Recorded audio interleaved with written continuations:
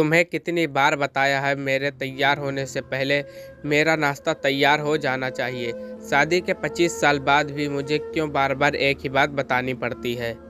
लता तुम्हें क्या है, तुम तो आराम से घर पर ही रहोगी, मुझे काम पर जाना पड़ता है। तुम तो हमेशा बेवकूफ़ जैसी हरकत करती हो। तुम अगर जो जानबूझ कर करती हो तो याद रखना मुझसे बुरा कोई नहीं होगा। आज भी प्रशांत का पारा चढ़ा हुआ था। इन कटु शब्दों में अपना गुस्सा उतारते हुए गीला तौलिया कुर्सी पर फेंकते हुए प्रशांत गुस्से से लता की तरफ देखने लगा। लता के लिए प्रशांत का यह बेवजह का गुस्सा कोई नई बात नहीं थी। वह महीने में 3-4 बार ऐसे ही लता पर बरस पड़ता था। पहले पहले लता उसका विरोध किया करती थी, लेकिन जब कई सालों तक प्रशांत में कोई बदलाव नहीं दिखा तो लता ने खुद को ही बदल दिया। अब प्रशांत के कुछ भी कहने से लता को कोई फर्क नहीं पड़ता था। प्रशांत की हर बात वो चुपचाप सिर नीचे झुकाए सुन लेती थी। शादी के पहले 5 साल तक लता ने पूरी कोशिश की थी कि प्रशांत को बदला जाए, लेकिन फालतू का गुस्सा करना और बाद में लता को भला बुरा कहना या मानो जैसी उसकी आदत बन गई थी। कोई भी वाद विवाद होता तो प्रशांत सीधा लता को बोल देता, अगर मैं तुम्हें अच्छा नहीं लगता तो क्यों नहीं चली जाती अपने मायके, क्यों रहती हो मेरे साथ। इतना सब कुछ होने के बावजूद लता प्रशांत के साथ रहती थी, क्योंकि उसे अपनी बेटी की फिक्र थी। और वह जाती भी तो कहाँ जाती, अपने बूढ़े हो चुके थे माँ बाप को इस उम्र में परेशान करना वह नहीं चाहती थी। समाज और लोग क्या कहेंगे, यह भी तो उसे देखना था।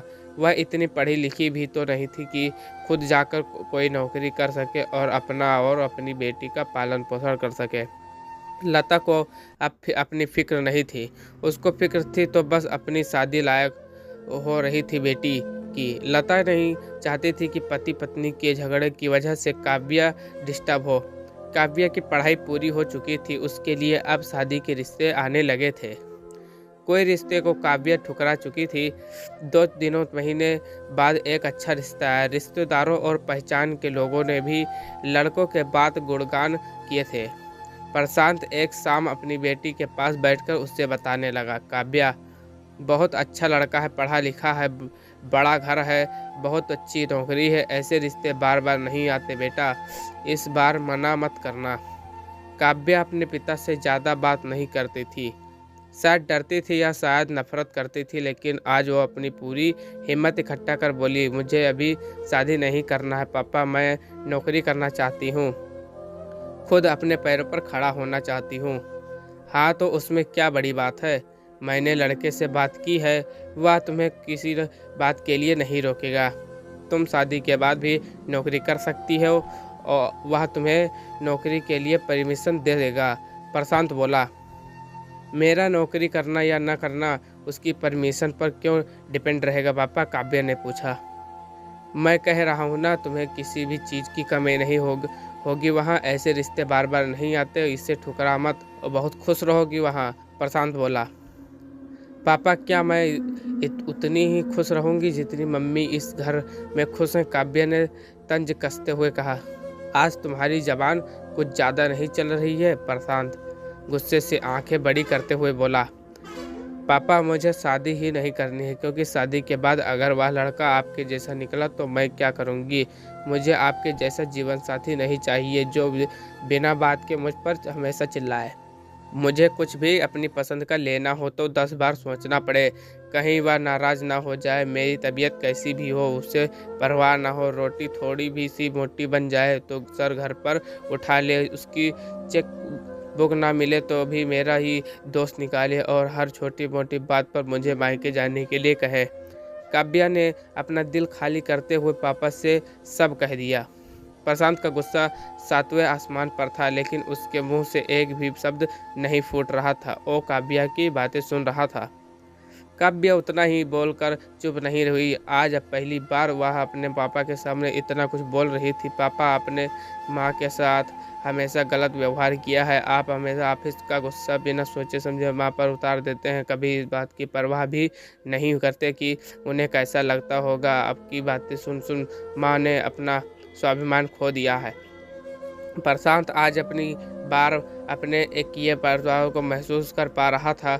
वो इतना ही बोल पाया, जो तुम्हारा मन है वो करो, मैं तो इतना बुरा हूँ ना। काव्या ने प्रशांत का हाथ पकड़ा और बोली, पापा मुझे सिर्फ एक सवाल का जवाब दे दो। क्या आप चाहेंगे कि मेरा आपके जैसा हो? अगर आपका जवाब हाँ है तो कर दीजिए मेरा रिश्ता आज ही, और ना हो तो मुझे आत्मनिर्भर बनने दीजिए। प्रशांत कुछ भी ना बोल पाया और वहाँ से चुपचाप बाहर चला गया। आज उसे लता के सामने जाने में शर्म आती रही थी। चलते चलते उसकी आंखों में आंसू बह रहे थे। प्रशांत ने आज से अपने आप को बदलने का निश्चय किया।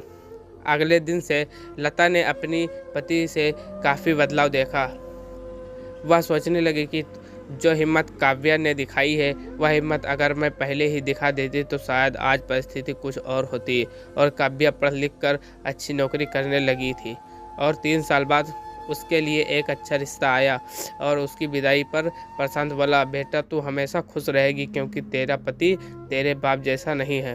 प्रशांत की यह बात सुनकर लता और काव्या की आंखों से आंसू बहने लगे। दोस्तों, हमारे समाज में औरतों को भले ही देवी का दर्जा दिया जाता है, लेकिन वह स्वतंत्रता नहीं दी जाती जो उन्हें देनी चाहिए। उन्हें बचपन से ही बताया जाता है कि वह पराया धन है। स्कूल से आने से देर हो जाए तो पिटाई मिलती है, मोबाइल पर बातें करते हुए दिखाई जाए तो खिड़की से झांकते हुए दिखा जाए तो शक कर लिया करती है। माँ बाप का घर तुम्हारा नहीं है, पति का घर ही तुम्हारा घर है। जीवन भर यह बातें बता बता कर उन्हें ससुराल भेज दिया जाता है, और एक दिन किसी छोटे मोटे झगड़े में ससुराल वालों से उन्हें सुनना पड़ता है कि इस घर को छोड़ दो और मायके चली जाओ। अब आप भी बताओ दोस्तों, ऐसी स्त्रियों का सच्चा घर कौन सा है? आखिरकार वह किस घर को अपना सके? हमेशा की तरह पूरी कहानी सुनने के लिए आपका बहुत बहुत धन्यवाद दोस्तों। उम्मीद है यह कहानी आपको दिल को छू गई होगी। ऐसे ही सीधे दिल तक उतरने वाली कहानियाँ पढ़ने के लिए आप हमारे इस चैनल को सब्सक्राइब कर लो, और वीडियो अच्छी लगी हो तो लाइक कर लो। जय हिंद, वंदे मातरम।